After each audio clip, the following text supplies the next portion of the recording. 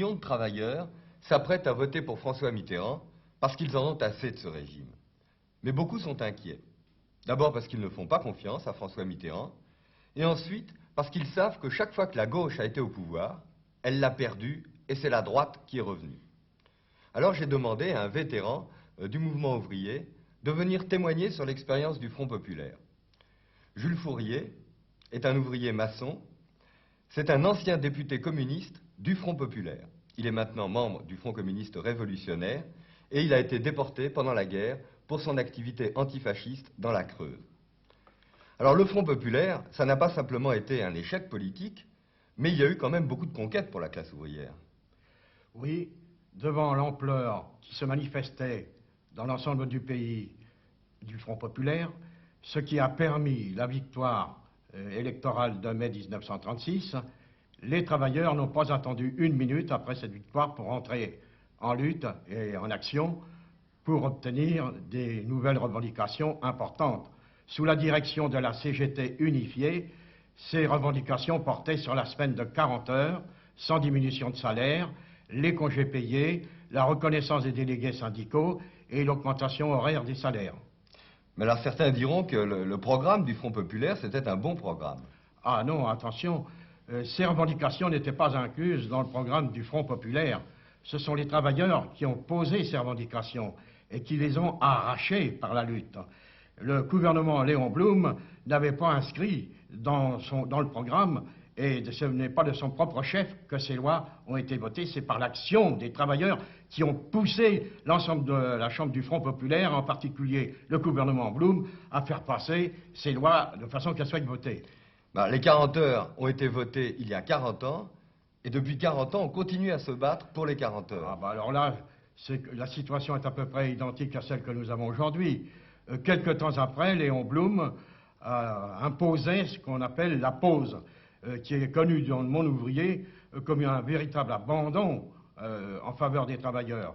Et alors cette pause a permis à la réaction, à la bourgeoisie capitaliste et au grand patronat de recommencer l'action et la lutte contre ces lois sociales qui avaient arraché de hautes luttes. Et maintenant, on ne parle pas de la pause, on parle de la trêve. Mais à l'époque, quelle était l'argumentation donnée par le dirigeant du Parti socialiste, Léon Blum, pour justifier la pause? Alors là, c'était, comme on entend tout le temps, l'éternel baratin.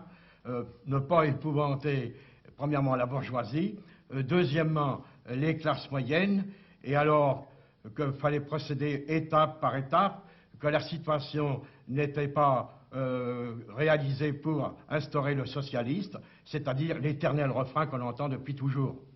Oui, j'ajoute, et qu'on entend encore maintenant, parce que quand on voit François Mitterrand faire concession sur concession au patronat pour ne pas l'effrayer, on connaît le résultat.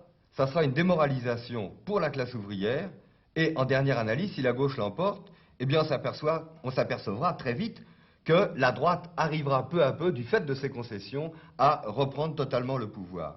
Et justement, comment a terminé l'expérience du Front populaire? Eh bien, le Front populaire, environ déjà 1 an et demi avant 1939, n'existait plus, proprement dit. La réaction avait repris en main toutes les affaires du pays, soit sur le plan économique et politique, et commençait à livrer une répression aux organisations syndicales et aux délégués. Et ça s'est terminé, comme par la suite, par l'interdiction du Parti communiste. Mais alors, brièvement, quels enseignements tu peux tirer pour les travailleurs de l'expérience du Front populaire? Eh bien, camarades, je voudrais vous parler rapidement, le temps presse.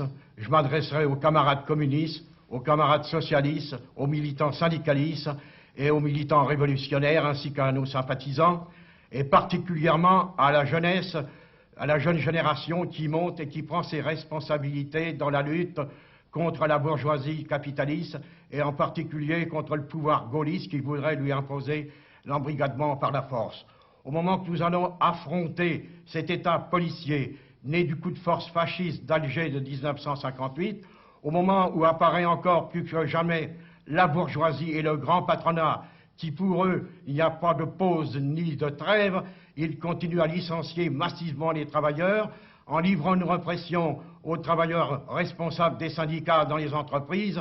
Devant ces coups répétés, une seule solution s'impose, c'est de continuer la lutte et le combat afin de respecter nos droits afin d'en conquérir de nouveau, c'est la seule solution réaliste. Oui, mais après l'échec du Front populaire ou l'échec de l'unité populaire au Chili, finalement, on pourrait être extrêmement pessimiste. Bien, nous ne sommes absolument pas pessimistes. Nous pensons qu'il est possible, si l'union de la gauche l'emporte, d'éviter des Pétain ou des Pinochet. Mais pour cela, il faut, dès aujourd'hui, se préparer lucidement à cette hypothèse. Si la droite est battue après ces élections, eh bien, tant mieux. Mais les grands problèmes, finalement, se poseront après ces élections, après le 20 mai. Et nous pensons qu'il y aura des tâches fondamentales à résoudre pour les travailleurs. Dès à présent, nous pouvons dégager 5 tâches. Premièrement, à tous ceux qui vont prêcher la modération et vont nous parler de trêve sociale, comme tu l'as dit tout à l'heure, nous répondrons, tant qu'il y a des patrons dans les usines, il ne peut pas y avoir de trêve sociale pour nos revendications. Mais Mitterrand, qu'est-ce qu'il dit? Je cite, « J'espère qu'il n'y aura pas des poussées irréfléchies des syndicats. » Et de faire, encore hier, ajoutait cyniquement, « La présence des communistes au gouvernement nous permettra d'éviter les troubles sociaux. » Je crois que c'est sans commentaire. Deuxièmement, face au sabotage économique et à toutes les manœuvres de la bourgeoisie contre une victoire de l'union de la gauche, les travailleurs devront opposer leur propre contrôle. Le contrôle sur les prix, le contrôle sur les stocks, le contrôle sur les capitaux, le contrôle sur les livres de compte.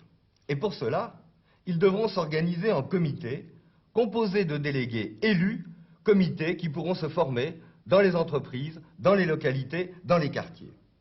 Et Mitterrand, qu'est-ce qu'il dit? « Je ne considère pas les détenteurs du capital, dans la plupart des cas, comme des ennemis. » Et il ajoute, « J'espère qu'on me fera confiance. Moi, en tout cas, je fais confiance. » Eh bien, nous ne faisons confiance ni au patronat et ni à Mitterrand.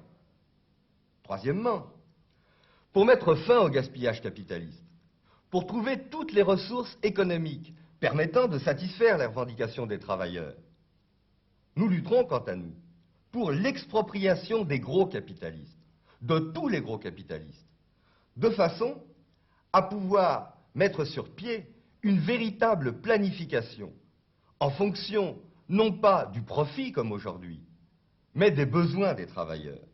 Mais Mitterrand, lui, il prétend respecter l'économie de marché et se contente de 9 nationalisations. Quatrièmement, face à toutes les provocations de la droite et de l'extrême droite qui vont se développer dans une telle période, les provocations de la CFT, des SAC, des CDR, de ceux qui ont assassiné Labroche ou Auvernais, il serait mais totalement illusoire et dangereux de compter sur la police ou sur l'armée qui les protège quotidiennement.